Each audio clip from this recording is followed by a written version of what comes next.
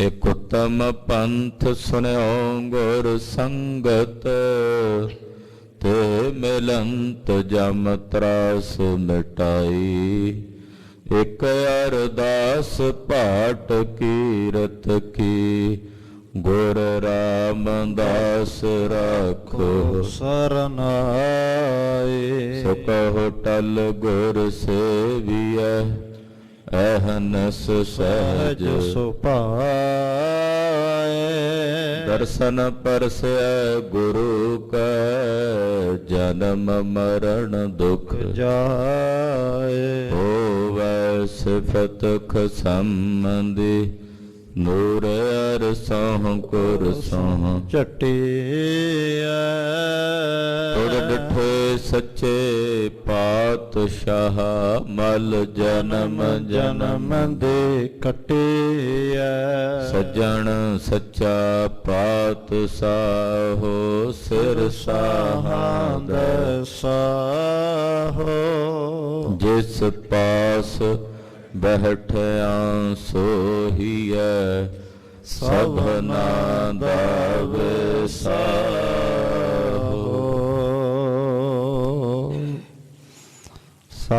ਸਤਿਨਾਮ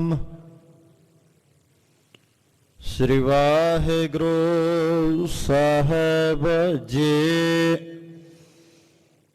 ਬਿਲਾਵਲ ਮਹੱਲਾ ਪੰਜਵਾ। ਭੂਲੇ ਮਾਰਗ ਜਿਨਹਿ ਬਤਾਇਆ, ਐਸਾ ਗੁਰ ਵਡ ਭਾਗੀ ਪਾਇਆ। ਭੂਲੇ ਮਾਰਗ ਜਿਨਹਿ ਬਤਾਇਆ, ਐਸਾ ਗੁਰ ਵਡ ਭਾਗੀ ਪਾਇਆ। ਸਿਮਰ ਮਨਾ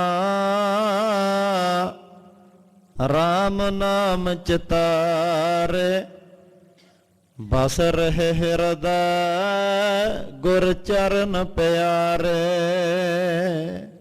ਰਹਾਉ ਕਾਮ ਕ੍ਰੋਧ ਲੋਭ ਮੋਹ ਮਨ ਲੀਨਾ, ਬੰਧਨ ਕਾਟ ਮੁਕਤ ਗੁਰ ਕੀਨਾ। ਦੁਖ ਸੁਖ ਕਰਤ ਜਨਮ ਫੁਨ ਮੂਆ, ਚਰਨ ਕਮਲ ਗੁਰ ਆਸ਼ਰਮ ਦੀਆ।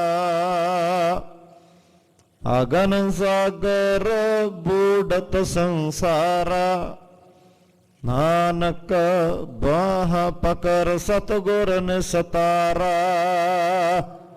ਅਗਨ ਸਾਗਰ ਬੂਢਤ ਸੰਸਾਰਾ, ਨਾਨਕ ਬਾਹ ਪਕਰ ਸਤਿਗੁਰ ਨਿਸਤਾਰਾ। ਵਾਹਿਗੁਰੂ ਜੀ ਕਾ ਖਾਲਸਾ, ਵਾਹਿਗੁਰੂ ਜੀ ਕੀ ਫਤਿਹ। ਤੂੰ ਸੁਲਤਾਨ ਕਹਾ ਹੋ ਮੀਆਂ, ਤੇਰੀ ਕਮਨ ਬੜਾਈ।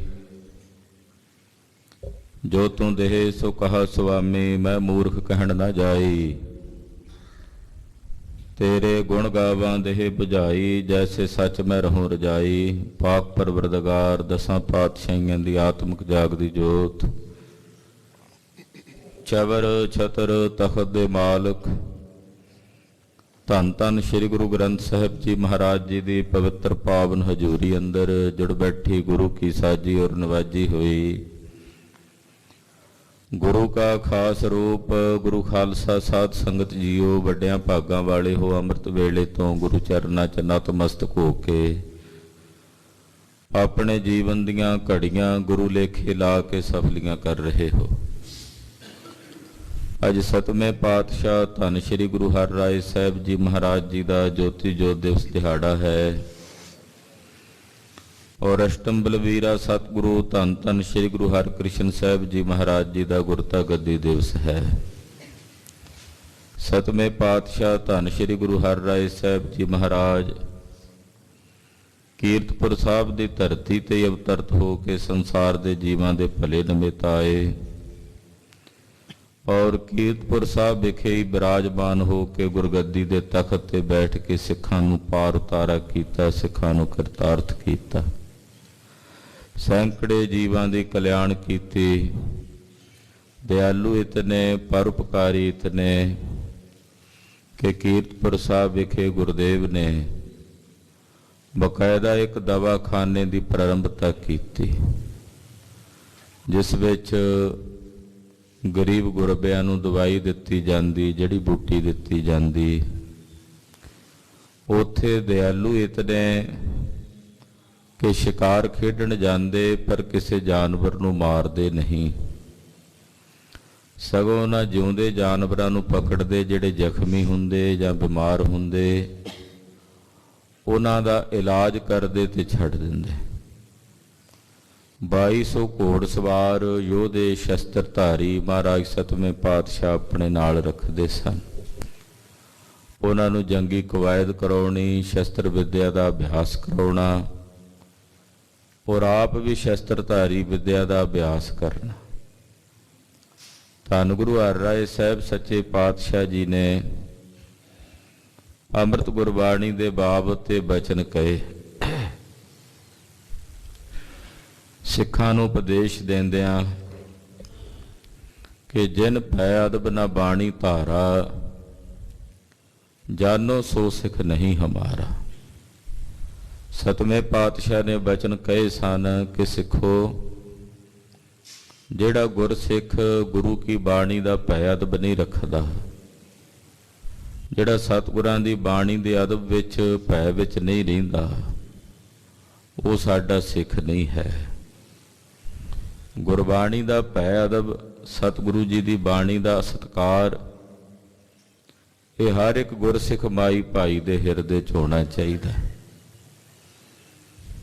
ਅਦਬ ਇਸ ਪ੍ਰਕਾਰ ਨਾਲ ਵੀ ਹੈ ਜਿਵੇਂ ਇਸ ਵਕਤ ਆਪਾਂ ਸਾਹਿਬ ਦਾ ਅਦਬ ਕਰਕੇ ਮਹਾਰਾਜ ਜੀ ਦੀ ਹਜ਼ੂਰੀ 'ਚ ਬੈਠੇ ਨਮਸਕਾਰ ਕਰਕੇ, ਇਹ ਗੁਰੂ ਸਾਹਿਬ ਦਾ ਅਦਬ ਹੈ।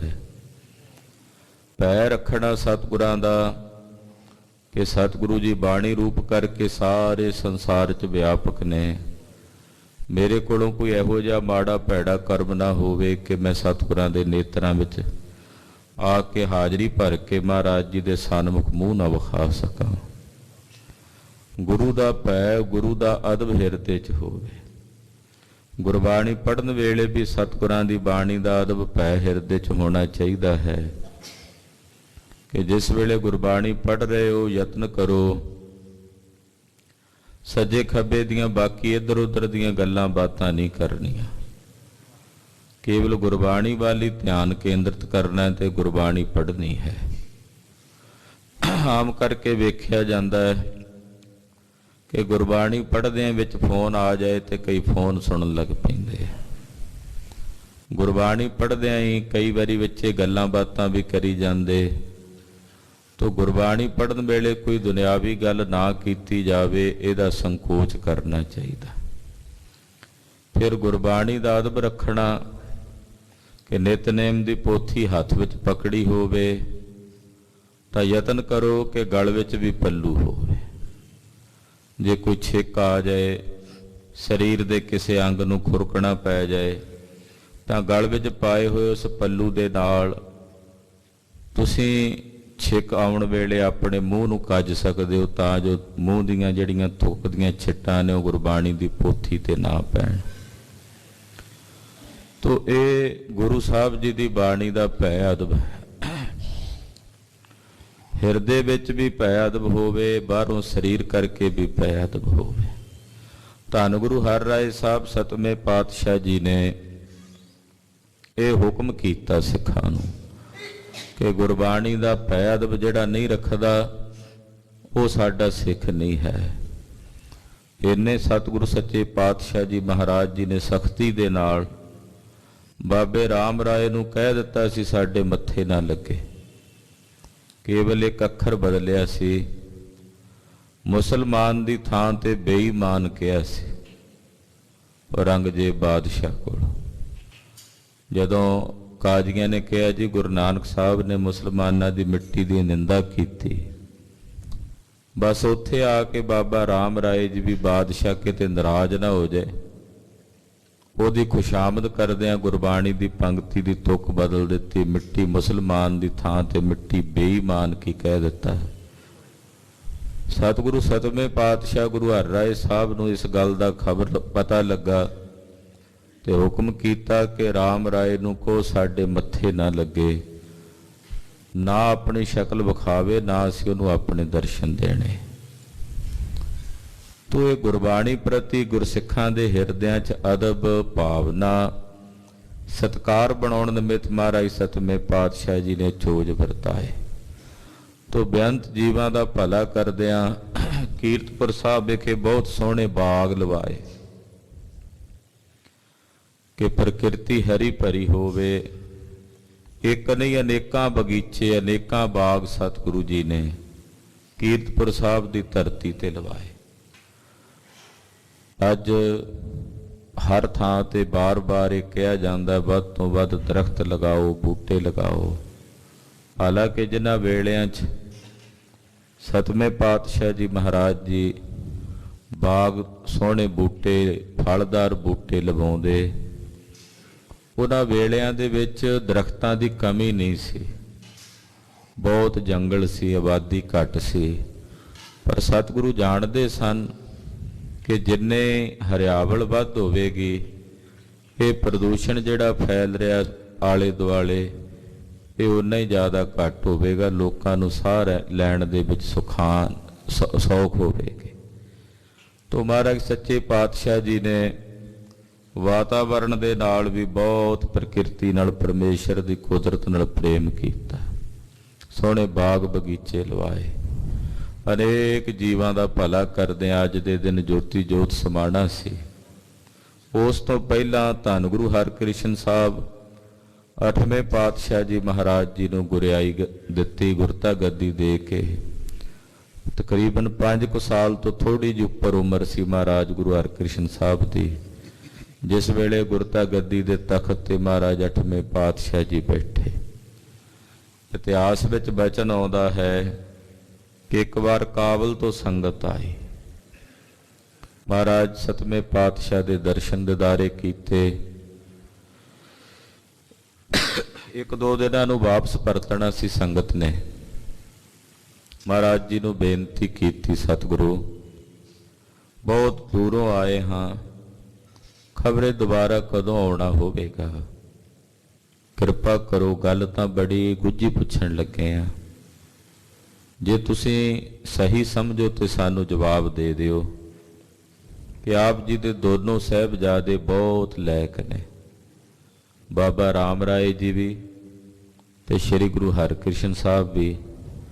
ਇਹ ਸਾਡੀ ਇੱਛਾ ਹੈ ਕਿ ਅਸੀਂ ਉਹਨਾਂ ਨੂੰ ਵੀ ਮਿਲ ਕੇ, ਉਹਨਾਂ ਦੇ ਦਰਸ਼ਨ ਕਰਕੇ, ਨਮਸਕਾਰ ਕਰਕੇ ਜਾਈਏ, ਜਿਨ੍ਹਾਂ ਨੇ ਤੁਹਾਡੇ ਤੋਂ ਬਾਅਦ ਗੁਰਗੱਦੀ ਤੇ ਬੈਠਣਾ। ਤੁਹਾਡੇ ਤੋਂ ਬਾਅਦ ਮਹਾਰਾਜ ਗੁਰਤਾ ਗੱਦੀ ਦਾ ਮਾਲਕ ਕੌਣ ਹੋਵੇਗਾ? ਤਾਂ 7ਵੇਂ ਪਾਤਸ਼ਾਹ ਨੇ ਆਖਿਆ, ਸੰਗਤ ਜੀ ਇਹ ਗੱਲ ਤੁਸੀਂ ਬੜੀ ਗੁਪਤ ਰੱਖਣ ਵਾਲੀ ਪੁੱਛੀ ਹੈ, ਪਰ ਇਹਦਾ ਫੈਸਲਾ ਤਾਂ ਧੁਰ ਦਰਗਾਹ ਤੋਂ ਪਰਮੇਸ਼ਰ ਨੇ ਕਰਨਾ। ਕਹਿੰਦੇ ਜੀ ਫਿਰ ਉਹ ਕਿਵੇਂ ਜਾਣੀਏ? ਮਹਾਰਾਜ ਜੀ ਕਹਿੰਦੇ ਸਵੇਰੇ ਅੰਮ੍ਰਿਤ ਵੇਲੇ ਸਾਡੇ ਦੋਨੋਂ ਸਾਹਿਬਜ਼ਾਦੇ ਗੁਰਬਾਣੀ ਪੜ੍ਹਦੇ ਨੇ, ਪੀੜੇ ਤੇ ਪੋਥੀ ਦਾ ਪ੍ਰਕਾਸ਼ ਕਰਕੇ, ਤੇ ਤੁਸੀਂ ਏਦਾਂ ਕਰੋ ਵੀ ਸੂਈ ਲੈ ਜਾਇਓ, ਜਿਹਦੇ ਪਾਵੇ ਦੇ ਵਿੱਚ ਸੂਈ ਧਸ ਗਈ ਕੋਈ ਗੁਰਗੱਦੀ ਦੇ ਮਾਲਕ ਹੋਣਗੇ। ਕਹਿੰਦੇ ਉਸ ਵਕਤ ਰਾਤ ਸੰਗਤ ਨੇ ਬਤੀਤ ਕੀਤੀ। ਅੰਮ੍ਰਿਤ ਵੇਲੇ ਉੱਠ ਕੇ ਇਸ਼ਨਾਨ ਪਾਨ ਕਰਕੇ ਪਹੁੰਚੇ ਬਾਬਾ ਰਾਮ ਰਾਏ ਜੀ, ਜੋ 7ਵੇਂ ਪਾਤਸ਼ਾਹ ਦੇ ਵੱਡੇ ਸਪੁੱਤਰ ਸਨ।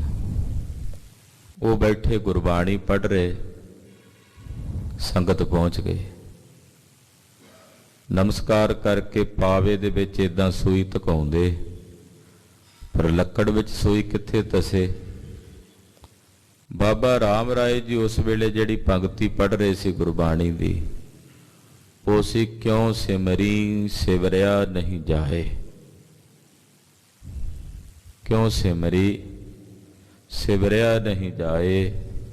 ਕਿਵੇਂ ਸਿਮਰਨ ਕਰੀਏ? ਸਿਮਰਨ ਹੁੰਦਾ ਨਹੀਂ ਪਰਮੇਸ਼ਰ ਦਾ। ਇਹ ਪੰਕਤੀ ਪੜ੍ਹ ਰਹੇ ਸੀ। ਇਹਦਾ ਮਤਲਬ ਗੁਰਬਾਣੀ ਫੈਸਲਾ ਕਰਕੇ ਦੱਸ ਰਹੀ ਸੀ ਕਿ ਰਾਮ ਰਾਏ ਨਹੀਂ ਗੱਦੀ ਦਾ ਮਾਲਕ।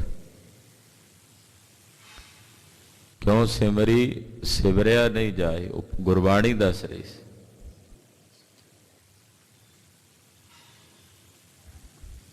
ਉਸ ਵੇਲੇ ਸੰਗਤ ਸਮਝ ਗਈ। ਗੁਰੂ ਹਰਕ੍ਰਿਸ਼ਨ ਸਾਹਿਬ ਜੀ ਦੇ ਪਾਸ ਆਏ, ਜਿਹੜੇ ਪੀੜੇ ਤੇ ਪੋਥੀ ਦਾ ਪ੍ਰਕਾਸ਼ ਕਰਕੇ 8ਵੇਂ ਪਾਤਸ਼ਾਹ ਗੁਰਬਾਣੀ ਪੜ੍ਹ ਰਹੇ ਸਨ। ਉਸ ਪੀੜੇ ਦੇ ਪਾਵੇ ਵਿੱਚ ਜਦੋਂ ਸੂਈ ਮਾਰੀ ਤੇ ਜਿਵੇਂ ਸਾਬਣ 'ਚ ਸੂਈ ਧਸਦੀ ਹੈ, ਇਉਂ ਧਸ ਗਈ। ਤੇ 8ਵੇਂ ਪਾਤਸ਼ਾਹ ਜੀ ਉਸ ਵੇਲੇ ਇਹ ਬਚਨ ਆਪਣੇ ਮੁਖੋਂ ਪੜ੍ਹ ਰਹੇ ਸੀ, ਬਾਲਾ ਪ੍ਰੀਤਮ ਨਦਰ ਕਰੇ ਤਾਂ ਸਿਮਰਿਆ ਜਾਏ। ਮਾਨੋ ਗੁਰਬਾਣੀ ਕਹਿ ਰਹੀ ਹੈ ਵੀ ਨਦਰ ਇਹਨਾਂ ਤੇ ਹੈ, ਇਹ ਗੁਰਗੱਦੀ ਦੇ ਮਾਲਕ ਹੋਣਗੇ। ਨਦਰ ਕਰੀ ਤਾਂ ਸਿਮਰਿਆ ਜਾਏ। ਪਰਮੇਸ਼ਰ ਜਿਨ੍ਹਾਂ ਤੇ ਨਦਰ ਕਰਦਾ ਤਾਂ ਉਹ ਅਕਾਲ ਪੁਰਖ ਦਾ ਨਿਰੰਕਾਰ ਦਾ ਸਿਮਰਨ ਕਰਦੇ ਹਨ। ਤੋ ਇਉਂ ਸੰਗਤ ਨੂੰ ਪਤਾ ਲੱਗ ਗਿਆ। 7ਵੇਂ ਪਾਤਸ਼ਾਹ ਜੀ ਨੇ ਜਦੋਂ ਬਾਬਾ ਰਾਮ ਰਾਏ ਜੀ ਗੁਰੂ ਘਰ ਤੋਂ ਇੱਕ ਪ੍ਰਕਾਰ ਨਾਲ ਛੇਕੇ ਗਏ ਤਾਂ ਗੁਰੂ ਹਰਕ੍ਰਿਸ਼ਨ ਸਾਹਿਬ ਜੀ ਨੂੰ ਅੱਜ ਦੇ ਦਿਨ ਗੁਰਤਾ ਗੱਦੀ ਤੇ ਬਿਠਾ ਕੇ 7ਵੇਂ ਪਾਤਸ਼ਾਹ ਨੇ ਨਮਸਕਾਰ ਕਰਕੇ ਸੰਗਤ ਨੂੰ ਹੁਕਮ ਕੀਤਾ ਕਿ ਸ੍ਰੀ ਗੁਰੂ ਹਰਕ੍ਰਿਸ਼ਨ ਸਾਹਿਬ ਨੂੰ ਸਾਡਾ ਰੂਪ ਜਾਣਨਾ, ਇਹਨਾਂ ਵਿੱਚ ਔਰ ਸਾਡੇ 'ਚ ਕਿਸੇ ਨੇ ਭੇਦ ਨਹੀਂ ਸਮਝਣਾ। ਆਪ ਸਤਿਗੁਰੂ ਜੀ ਗੁਰਦੁਆਰਾ ਪਤਾਲਪੁਰੀ ਸਾਹਿਬ ਵਾਲੇ ਸਥਾਨ ਤੇ ਇੱਕ ਛੋਟਾ ਕਮਰਾ ਪਾਤਸ਼ਾਹ ਨੇ ਤਿਆਰ ਕਰਵਾ ਲਿਆ ਸੀ। ਉਸੇ ਵਿੱਚ ਹੀ ਬੈਠ ਕੇ 7ਵੇਂ ਪਾਤਸ਼ਾਹ ਨੇ ਆਪਣੇ 5 ਭੌਤਿਕ ਸਰੀਰ ਦਾ ਤਿਆਗ ਕੀਤਾ। ਅੱਜ ਅੰਮ੍ਰਿਤ ਵੇਲੇ ਦਾ ਸਮਾਂ, ਰਾਤ ਸਾਰੀ ਸੰਗਤ ਬਾਹਰ ਬੈਠੀ ਰਹੀ। ਗੁਰਦੇਵ ਨੇ ਕਿਹਾ ਸਵੇਰ ਹੋਵੇਗੀ ਦਰਵਾਜ਼ਾ ਗੁਰੂ ਹਰਕ੍ਰਿਸ਼ਨ ਸਾਹਿਬ ਆਪ ਖੋਲਣਗੇ ਆਪਣੇ ਹੱਥੀਂ। ਤੋ ਸਤਿਗੁਰੂ 8ਵੇਂ ਪਾਤਸ਼ਾਹ ਜੀ ਨੇ ਆਪ ਦਰਵਾਜ਼ਾ ਖੋਲ੍ਹਿਆ। ਅੱਗੇ 7ਵੇਂ ਪਾਤਸ਼ਾਹ ਦਾ ਟਾਸਣਾ ਲੱਗਾ ਹੋਇਆ, ਕੰਧ ਨਾਲ ਚੌਂਕੜਾ ਵੱਜਾ ਹੋਇਆ, ਔਰ ਆਪਣਾ ਸਰੀਰ ਤਿਆਗ ਕੇ ਜੋਤੀ ਜੋਤ ਰਲੀ ਸੰਪੂਰਨ ਥੀ ਆਰਾਮ। ਔਰ 8ਵੇਂ ਪਾਤਸ਼ਾਹ ਜੀ ਗੁਰਗੱਦੀ ਤਖਤ ਤੇ ਬਿਰਾਜਮਾਨ ਹੋਏ। ਸਤਿਗੁਰੂ 7ਵੇਂ ਪਾਤਸ਼ਾਹ ਜੀ ਦੇ ਜੋਤੀ ਜੋਤ ਦਿਵਸ ਤੇ ਗੁਰਦੇਵ ਦੇ ਚਰਨਾਂ ਤੇ ਬਾਰੰਬਾਰ ਨਮਸਕਾਰ ਹੈ, ਵੰਦਨਾ ਹੈ। ਔਰ 8ਵੇਂ ਪਾਤਸ਼ਾਹ ਧੰਨ ਧੰਨ ਸ੍ਰੀ ਗੁਰੂ ਹਰਕ੍ਰਿਸ਼ਨ ਸਾਹਿਬ ਜੀ ਮਹਾਰਾਜ, ਸ੍ਰੀ ਹਰਕ੍ਰਿਸ਼ਨ ਧਿਆਈਐ ਜਿਸ ਡਿਠੇ ਸਭ ਦੁੱਖ ਜਾਏ। ਮਹਾਰਾਜ 8ਵੇਂ ਪਾਤਸ਼ਾਹ ਜੀ ਦੇ ਗੁਰਤਾ ਗੱਦੀ ਦਿਵਸ ਦੀਆਂ ਸਮੂਹ ਗੁਰੂ ਕੀਆਂ ਸਾਜੀਆਂ ਨਵਾਜੀਆਂ ਸੰਗਤਾਂ ਨੂੰ ਲੱਖ ਲੱਖ ਵਧਾਈਆਂ ਹੋਵਣ। ਅੰਮ੍ਰਿਤ ਵੇਲੇ ਸ੍ਰੀ ਮੁਖ ਵਾਕ ਦੀ ਦਾਤ ਸਤਿਗੁਰਾਂ ਨੇ ਬਖਸ਼ਿਸ਼ ਕੀਤੀ ਹੈ। ਆਓ ਮਨ ਬਿਰਤੀਆਂ ਇਕਾਗਰ ਕਰਕੇ ਗੁਰਦੇਵ ਦੇ ਸ਼ਬਦ ਦੀ ਵਿਚਾਰ ਨਾਲ ਜੁੜੀਏ। ਗੁਰੂ ਚਰਨਾਂ ਵਿੱਚ ਆਪਣੀਆਂ ਹਾਜ਼ਰੀਆਂ ਲਵਾਉਂਦਿਆਂ ਸਮੂਹ ਮਾਈ ਭਾਈ ਆਖੋ ਜੀ ਸਤਨਾਮ ਸ੍ਰੀ ਵਾਹਿਗੁਰੂ ਸਾਹਿਬ ਜੀ। ਸਤਨਾਮ ਸ੍ਰੀ ਵਾਹਿਗੁਰੂ ਸਾਹਿਬ ਜੀ। ਬਿਲਾਵਲ ਮਹੱਲਾ ਪੰਜਵਾ। ਭੂਲੇ ਮਾਰਗ ਜਿਨਹ ਬਤਾਇਆ। ਰਾਗ ਬਿਲਾਵਲ ਹੈ। ਪੰਚਮ ਪਾਤਸ਼ਾਹ ਧੰਨ ਗੁਰੂ ਅਰਜਨ ਦੇਵ ਸਾਹਿਬ ਇਹ ਪਾਵਨ ਪਵਿੱਤਰ ਅੰਮ੍ਰਿਤ ਬਚਨ ਉਚਾਰਨ ਕਰ ਰਹੇ ਨੇ। ਭੂਲੇ ਮਾਰਗ ਜਿਨਹ ਬਤਾਇਆ,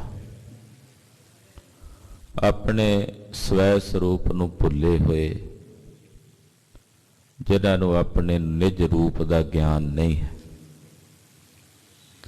ਆਪਾਂ ਵੀ ਜਿੰਨੇ ਬੈਠੇ ਆ, ਸਾਨੂੰ ਆਪਣੇ ਸਰੂਪ ਦਾ ਕਿਹੜਾ ਕੋਈ ਗਿਆਨ ਹੈ? ਕੋਈ ਪੁੱਛੇ ਕੌਣ ਹੈ ਤੇ ਅਸੀਂ ਝੱਟ ਆਪਣੇ ਬਾਹਰਲੇ ਸਰੀਰ ਦਾ ਸਾਰਾ ਐਡਰੈਸ, ਨਾਂ, ਪਤਾ, ਕੁੱਲ ਦੱਸ ਦਿੰਦੇ।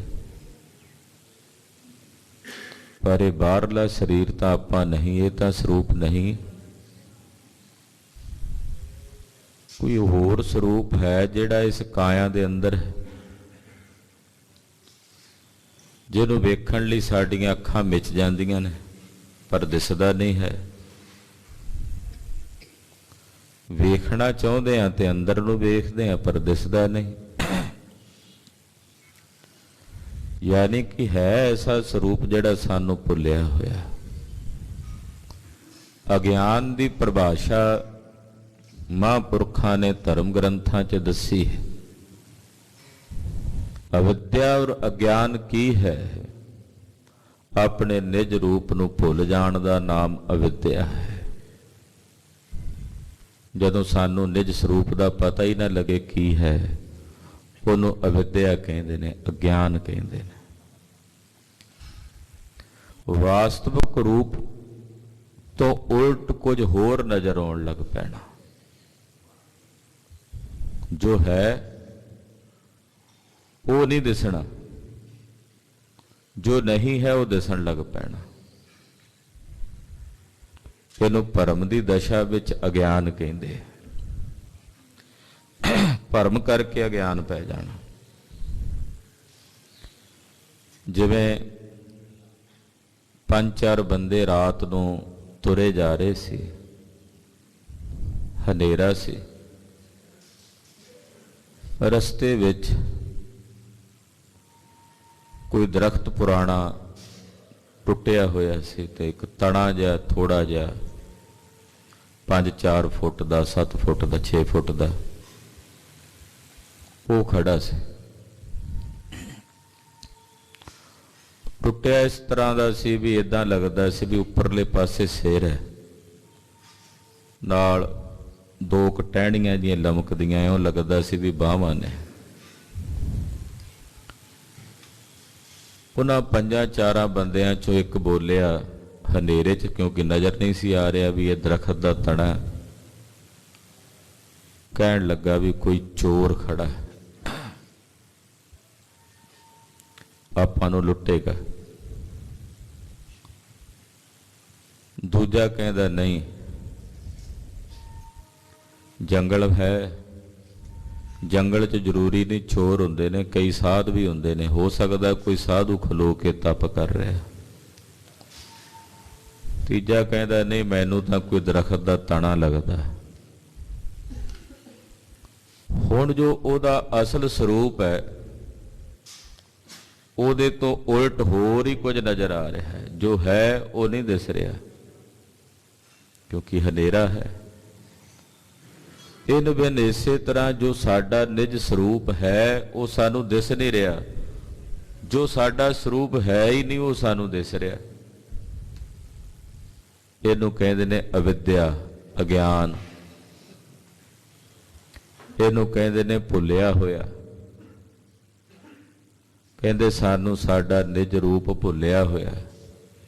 ਜਿਨ੍ਹਾਂ ਨੂੰ ਆਪਣਾ ਨਿਜ ਸਰੂਪ ਭੁੱਲਿਆ ਹੋਇਆ, ਹੇ ਗੁਰੂ ਨਾਨਕ ਸਾਹਿਬ, ਤੁਸੀਂ ਦਇਆ ਕਰਕੇ ਉਹਨਾਂ ਭੁੱਲਿਆਂ ਤੇ ਭਟਕਿਆਂ ਲੋਕਾਂ ਨੂੰ ਮਾਰਗ ਤੇ ਪਾ ਕੇ ਉਹਨਾਂ ਦੇ ਨਿਜ ਸਰੂਪ ਦਾ ਉਹਨਾਂ ਨੂੰ ਗਿਆਨ ਦੇ ਦਿੱਤਾ। ਗਿਆਨ ਕਿਸ ਨੂੰ ਕਹਿੰਦੇ ਨੇ? ਜੋ ਭੁੱਲਿਆ ਸੀ ਉਹਨੂੰ ਜਾਣ ਲੈਣਾ। ਜਦੋਂ ਉਹਨੂੰ ਜਾਣ ਲਿਆ ਤਾਂ ਉਹਨੂੰ ਗਿਆਨ ਕਹਿੰਦੇ ਆ। ਤਾਹੀ ਕੋ ਫਿਰ ਜਾਣਬੋ ਗਿਆਨ ਕਹਿਤ ਕਵੀ ਭੂਪ। ਜੋ ਭੁੱਲ ਗਿਆ ਸੀ ਉਹਨੂੰ ਜਾਣ ਲਿਆ, ਤੋ ਜਾਣਨ ਦਾ ਨਾਮ ਹੈ ਗਿਆਨ। ਤੇ ਗਿਆਨ ਕੌਣ ਦਿੰਦਾ? ਗਿਆਨ ਗੁਰੂ ਦਿੰਦਾ ਹੈ। ਗੁਰੂ ਬਿਨਾਂ ਗਿਆਨ ਮਿਲ ਹੀ ਨਹੀਂ ਸਕਦਾ, ਗੁਰੂ ਬਿਨਾਂ ਗਿਆਨ ਦੀ ਪ੍ਰਾਪਤੀ ਨਹੀਂ ਹੋ ਸਕਦੀ। ਤੋ ਭੁੱਲਿਆ ਹੋਇਆਂ ਨੂੰ ਸਤਿਗੁਰੂ ਜੀ ਨੇ ਮਾਰਗ ਪਾ ਦਿੱਤਾ। ਜਿਹੜੇ ਭਟਕ ਰਹੇ ਸੀ, ਭਰਮ ਰਹੇ ਸੀ, ਕੌਡੇ ਵਰਗੇ, ਭਟਕ ਗਿਆ ਸੀ, ਆਪਣੇ ਨਿਜ ਰਾਹ ਤੋਂ ਭਟਕ ਗਿਆ ਸੀ, ਉਹਨੂੰ ਮਾਰਗ ਪਾ ਦਿੱਤਾ। ਕੌਡੇ ਰਾਖਸ਼ ਬਾਬਤ ਜਨਮ ਸਾਖੀ 'ਚ ਜ਼ਿਕਰ ਆਉਂਦਾ ਹੈ ਕਿ ਜਦੋਂ ਗੁਰੂ ਨਾਨਕ ਸਾਹਿਬ ਦੀ ਕਿਰਪਾ ਹੋ ਗਈ ਨਾ ਕੌਡੇ ਰਾਖਸ਼ ਤੇ, ਫਿਰ ਉਹ ਰਾਖਸ਼ ਨਹੀਂ ਰਿਹਾ, ਦੇਵਤਾ ਹੋ ਗਿਆ। ਐਸੀ ਉੱਚੀ ਅਵਸਥਾ ਤੱਕ ਪਹੁੰਚ ਕੇ ਸਾਧੂ ਬਣਿਆ। ਗੁਰੂ ਘਰ ਦਾ ਪ੍ਰਚਾਰਕ ਬਣ ਕੇ ਪੂਰੇ ਜਬਲਪੁਰ ਦੇ ਇਲਾਕੇ 'ਚ ਗੁਰਸਿੱਖੀ ਦਾ ਪ੍ਰਚਾਰ ਕਰਦਾ ਰਿਹਾ। ਕਿਵੇਂ ਸਤਿਗੁਰਾਂ ਨੇ ਕਿਰਪਾ ਕੀਤੀ, ਦਇਆ ਕੀਤੀ ਕਿ ਬੰਦੇ ਤਲ ਕੇ ਖਾ ਜਾਣ ਵਾਲਾ ਬੰਦਾ ਰਾਖਸ਼ ਗੁਰਦੇਵ ਨੇ ਇੱਕਦਮ ਹੀ ਉਹਦਾ ਜੀਵਨ ਬਦਲ ਦਿੱਤਾ। ਇਹਨੂੰ ਕਹਿੰਦੇ ਨੇ ਭੁੱਲਿਆਂ ਨੂੰ ਮਾਰਗ ਪਾਉਣਾ। ਬਾਬਾ ਬਿਧੀ ਚੰਦ ਸਾਹਿਬ ਭੁੱਲੇ ਹੋਏ ਸੀ, ਚੋਰੀਆਂ ਕਰਦੇ ਸੀ, ਪਿੰਡਾਂ 'ਚ ਨਗਰਾਂ 'ਚ ਜਾ ਕੇ ਕਦੇ ਕਿਸੇ ਦੀਆਂ ਬੱਝਾਂ ਖੋਲ ਲਿਆਉਣੀਆਂ। ਪਰ ਜਦੋਂ ਪੰਚਮ ਪਾਤਸ਼ਾਹ ਦੀ ਸ਼ਰਨ ਆਏ, ਗੁਰਦੇਵ ਨੇ ਆਖਿਆ, ਬਿਧੀ ਚੰਦ ਜੀ, ਸਿੱਖ ਚੋਰੀ ਨਹੀਂ ਕਰਦਾ। ਕਹਿਣ ਲੱਗੇ, ਮਹਾਰਾਜ ਸਤ ਬਚਨ, ਪਰ ਮੇਰੀ ਵੀ ਬੇਨਤੀ ਹੈ ਕਿ ਆਦਤ ਪਈ ਹੋਵੇ ਨਾ, ਉਹ ਛੁੱਟਣੀ ਔਖੀ ਹੁੰਦੀ ਹੈ। ਕਿਰਪਾ ਕਰਿਓ ਵੀ ਚੋਰ ਚੋਰੀ ਦੀ ਆਦਤ ਤੋਂ ਬਾਅਦ ਨਹੀਂ ਆਉਂਦਾ ਹੁੰਦਾ, ਵੀ ਜੇ ਕਿਤੇ ਮੈਨੂੰ ਇਹ ਆਦਤ ਫੁਰੇ ਵੀ ਨਾ ਤੇ ਕਿਰਪਾ ਕਰਿਓ ਆਪਣੇ ਚਰਨਾਂ 'ਚ ਹੀ ਰੱਖਿਓ। ਮਹਾਰਾਜ ਜੀ ਕਹਿੰਦੇ ਜੇ ਕਿਤੇ ਆਦਤ ਫੁਰੀ ਤੇ ਉਹ ਕੰਮ ਆਵੇਗੀ ਆਉਣ ਵਾਲੇ ਸਮੇਂ 'ਚ। ਜਦੋਂ ਘੋੜੇ ਲਿਆਉਣੇ ਸੀ ਕੱਢ ਕੇ, ਦੁਸ਼ਾਲੇ ਲਿਆਉਣੇ ਸੀ, ਫਿਰ ਉਹ ਸੇਵਾ ਉਦੋਂ ਕੀਤੀ ਬਾਬਾ ਬਿਧੀ ਚੰਦ ਸਾਹਿਬ ਨੇ। ਭੁੱਲਿਆਂ ਨੂੰ ਮਾਰਗ ਪਾਉਣਾ ਇਹ ਸਤਿਗੁਰੂ ਸੱਚੇ ਪਾਤਸ਼ਾਹ ਦੇ ਘਰ ਦੀ ਬਾਣ ਹੈ। ਇਸ ਕਰਕੇ ਕਹਿ ਰਹੇ ਨੇ, ਭੂਲੇ ਮਾਰਗ ਜਨ ਹੈ ਬਤਾਇਆ, ਭੂਲੇ ਮਾਰਗ ਜਨ ਹੈ ਬਤਾਇਆ, ਭੂਲੇ ਮਾਰਗ ਜਨ ਹੈ ਬਤਾਇਆ, ਭੂਲੇ ਮਾਰਗ ਜਨ ਹੈ ਬਤਾਇਆ, ਭੂਲੇ ਮਾਰਗ ਜਨ ਹੈ ਬਤਾਇਆ, ਭੂਲੇ ਮਾਰਗ ਜਨ ਹੈ ਬਤਾਇਆ, ਭੂਲੇ ਮਾਰਗ ਜਨ ਹੈ ਬਤਾਇਆ, ਭੂਲੇ ਮਾਰਗ ਜਨ ਹੈ ਬਤਾਇਆ। ਭੁੱਲਿਆ ਹੋਇਆਂ ਨੂੰ, ਭਟਕਦਿਆਂ ਹੋਇਆਂ ਨੂੰ ਸਤਿਗੁਰੂ ਸੱਚੇ ਪਾਤਸ਼ਾਹ ਜੀ ਮਾਰਗ ਪਾਉਣ ਵਾਲੇ ਨੇ, ਰਾਹ ਪਾਉਣ ਵਾਲੇ ਹਨ। ਐਸਾ ਗੁਰ ਵਡ ਭਾਗੇ ਪਾਇਆ, ਕਿਸੇ ਦੀ ਮਜਬੂਰੀ ਦਾ ਲਾਭ ਉਠਾਉਣ ਵਾਲੇ ਦੰਭੀ ਪਖੰਡੀ ਤੁਹਾਨੂੰ ਬਹੁਤ ਮਿਲਣਗੇ। ਜਿਨ੍ਹਾਂ ਕੋਲ ਕੋਈ ਭੁੱਲਿਆ ਭਟਕਿਆ ਜਾਂਦਾ ਤੇ ਉਹਨਾਂ ਦਾ ਭਲਾ ਕਰਨ ਦੀ ਬਜਾਏ ਉਹਨਾਂ ਨੂੰ ਲੁੱਟਣ ਦੀ ਬਿਰਤੀ ਰੱਖਦੇ। ਉਹ ਪਖੰਡੀ ਬਹੁਤ ਨੇ ਸੰਸਾਰ 'ਚ, ਜਿਹੜੇ ਕਿਸੇ ਦੀ ਆਤਮਾ ਦੇ ਨਾਂ ਤੇ, ਧਰਮ ਦੇ ਨਾਂ ਤੇ ਲੁੱਟ ਕਰਦੇ। ਬੜਾ ਸੌਖਾ ਕੰਮ ਹੈ ਕਿਸੇ ਨੂੰ ਧਰਮ ਦੇ ਨਾਂ ਤੇ ਲੁੱਟਣਾ। ਆਓ ਤੁਹਾਨੂੰ ਏਦਾਂ ਕਰਾਂਗੇ ਜੀ, ਆਹ ਹੋਵੇਗਾ ਜੀ, ਉਹ ਹੋਵੇਗਾ ਜੀ। ਪਰ ਜਿਹੜਾ ਭੁੱਲੇ ਨੂੰ ਮਾਰਗ ਪਾਉਣ ਵਾਲਾ ਗੁਰੂ ਹੈ ਨਾ, ਐਸਾ ਗੁਰੂ, ਪੂਰਾ ਗੁਰੂ, ਉਹ ਵੱਡਿਆਂ ਭਾਗਾਂ ਵਾਲਿਆਂ ਨੂੰ ਮਿਲਦਾ ਹੈ। ਐਸਾ ਗੁਰ ਵਡਭਾਗੀ ਪਾਇਆ। ਦੰਭੀਆਂ ਦੇ ਵਗਾਂ ਦੇ ਵਗ ਤੁਰੇ ਫਿਰਦੇ ਉਹ ਪਖੰਡੀ ਕੱਚੇ ਪਿੱਲੇ ਆਪਣੇ ਆਪ ਨੂੰ ਗੁਰੂ ਕਹਾਉਂਦੇ ਆ, ਤੇ ਬੜੇ ਲੋਕ ਉਹਨਾਂ ਦੇ ਕੋਲ ਜਾਂਦੇ, ਚੇਲੇ ਚਾਟੜੇ ਉਹਨਾਂ ਦੇ। ਉਹ ਜਿੱਥੇ ਆਪ ਡੁੱਬਣਗੇ ਉੱਥੇ ਚੇਲਿਆਂ ਨੂੰ ਡੁਬਾਉਣਗੇ ਆਪਣੇ ਨਾਲ। ਪਰ ਪੂਰਾ ਗੁਰੂ, ਵਲੀ ਗੁਰੂ, ਜਿਹੜਾ ਭੁੱਲਿਆਂ ਨੂੰ ਮਾਰਗ ਪਾ ਦੇਵੇ, ਐਸਾ ਗੁਰੂ ਵੱਡਿਆਂ ਭਾਗਾਂ ਕਰਕੇ ਨਸੀਬ ਹੁੰਦਾ। ਹਰ ਇੱਕ ਨੂੰ ਗੁਰੂ ਨਾਨਕ ਸਾਹਿਬ ਗੁਰੂ ਰੂਪ 'ਚ ਨਹੀਂ ਮਿਲਦੇ। ਅਸੀਂ ਸਿਰ ਭਰਨੇ ਹੋ ਕੇ ਨਾ, ਸਿਰ ਭਰਨੇ ਹੋ ਕੇ ਜੁਗਾਂ ਤਾਈਂ ਮਹਾਰਾਜ ਜੀ ਦਾ ਸ਼ੁਕਰਾਨਾ ਕਰੀ ਜਾਈਏ ਕਿ ਸਤਿਗੁਰੂ ਤੁਹਾਡਾ ਸ਼ੁਕਰ ਹੈ ਕਿ ਤੁਸੀਂ ਸਾਨੂੰ ਸਿੱਖਾਂ ਦੇ ਘਰ ਜਨਮ ਦਿੱਤਾ ਹੈ, ਤਾਂ ਵੀ ਅਸੀਂ ਦੇਣ ਨਹੀਂ ਦੇ ਸਕਦੇ ਕਿ ਸਾਨੂੰ ਗੁਰੂ ਨਾਨਕ ਦੇ ਸਿੱਖਾਂ ਦੇ ਘਰ ਜਨਮ ਮਿਲਿਆ। ਇਹ ਬੜੀ ਵੱਡੀ ਦਾਤ ਹੈ ਅਕਾਲ ਪੁਰਖ ਦੀ। ਪਰ ਸਿੱਖੀ ਕਮਾਉਣੀ ਉਹ ਅਗਲਾ ਸਬਜੈਕਟ ਹੈ। ਜਨਮ ਮਿਲ ਜਾਣਾ ਕਾਫੀ ਨਹੀਂ ਹੁੰਦਾ। ਹਾਂ, ਇਹ ਕਹਿ ਸਕਦੇ ਹਾਂ ਕਿ ਸਾਡੇ ਚੰਗੇ ਕਰਮ, ਚੰਗੇ ਭਾਗ, ਪਰ ਸਿੱਖੀ ਕਮਾਉਣੀ, ਸਿੱਖੀ ਨਿਭਾਉਣੀ ਉਹ ਅਗਲਾ ਕਰਮ ਹੈ। ਉਹ ਵੀ ਨਾਲ ਨਾਲ ਚੱਲੇ। ਸਿੱਖਾਂ ਦੇ ਘਰ 'ਚ ਜੰਮ ਕੇ ਜੇ ਸਿੱਖੀ ਰੋਹ ਰੀਤੀਆਂ ਦੀ ਪਾਲਣਾ ਨਹੀਂ ਕਰਦਾ, ਕੇਸ ਕਟਾਉਂਦਾ, ਤੇ ਫਿਰ ਜਿਹਾ ਜੰਮਿਆ ਜਿਹਾ ਨਾ ਜੰਮਿਆ ਇੱਕੋ ਹੀ ਹੋਇਆ। ਤੋ ਐਸਾ ਗੁਰੂ ਵੱਡਿਆਂ ਭਾਗਾਂ ਕਰਕੇ ਮਿਲਦਾ ਹੈ। ਐਸੇ ਗੁਰੂ ਜੀ ਦੀ ਸੰਗਤ ਜਿਹੜੇ ਇੰਨੇ ਦਿਆਲੂ, ਇੰਨੇ ਕਿਰਪਾਲੂ ਹਨ ਕਿ ਜਦੋਂ ਉਹਨਾਂ ਦੀ ਕੋਈ ਸ਼ਰਨ ਆ ਜਾਂਦਾ ਝੱਟ ਉਹਦੇ ਤੇ ਰੀਝ ਪੈਂਦੇ ਹੈ।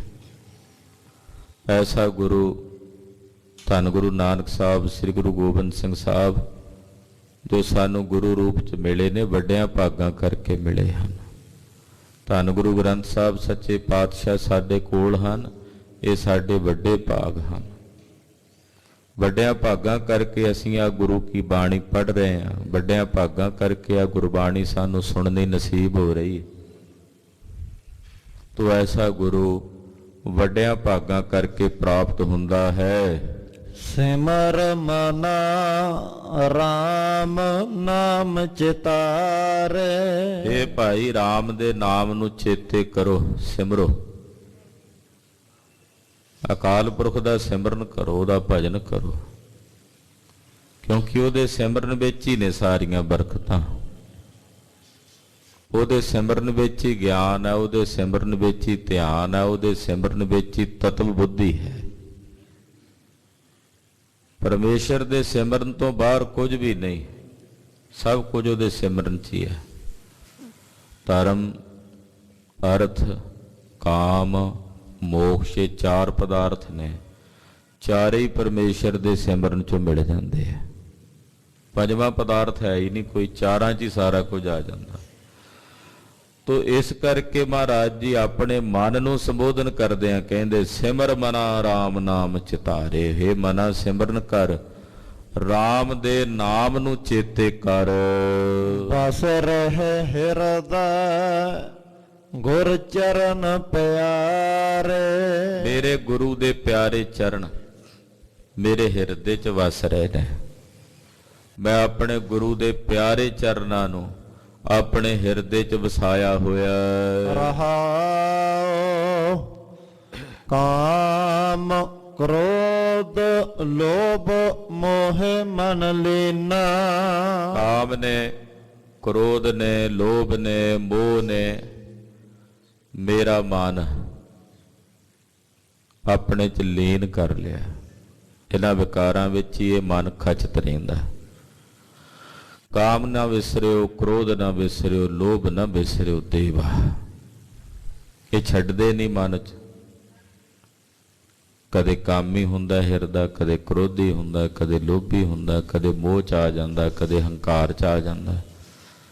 ਇਹਨਾਂ ਵਿੱਚ ਹੀ ਮੇਰਾ ਮਨ ਲੀਨ ਰਹਿੰਦਾ, ਬੰਧਨ ਵਿੱਚ ਰਹਿੰਦਾ ਹੈ। ਬੰਧਨ ਕਾਟ ਮੁਕਤ ਗੁਰ ਕੀਨਾ। ਮੇਰੇ ਗੁਰੂ ਨੇ ਮੇਰੇ ਤੇ ਤਰਸ ਕੀਤਾ ਹੈ, ਮੇਰੇ ਬੰਧਨ ਕੱਟ ਦਿੱਤੇ ਨੇ। ਇਹ ਜੋ ਬੜੇ ਵੱਡੇ ਬੰਧਨ ਸੀ, ਘੋਰ ਬੰਧਨ ਸੀ, ਇਹ ਬੰਧਨ ਮੇਰੇ ਗੁਰੂ ਨੇ ਕੱਟ ਦਿੱਤੇ ਨੇ ਔਰ ਮੈਨੂੰ ਮੁਕਤੀ ਦਾ ਦਾਨ ਦੇ ਦਿੱਤਾ ਹੈ। ਦੁੱਖ ਸੁਖ ਕਰਤ ਜਨਮ ਫੁਨ ਮੂਆ। ਦੁੱਖ ਸੁਖ ਕਰਦਿਆਂ ਕਦੇ ਦੁੱਖ ਕਦੇ ਸੁੱਖ, ਏਦਾਂ ਹੀ ਚੱਲਦੀ ਹੈ ਜ਼ਿੰਦਗੀ।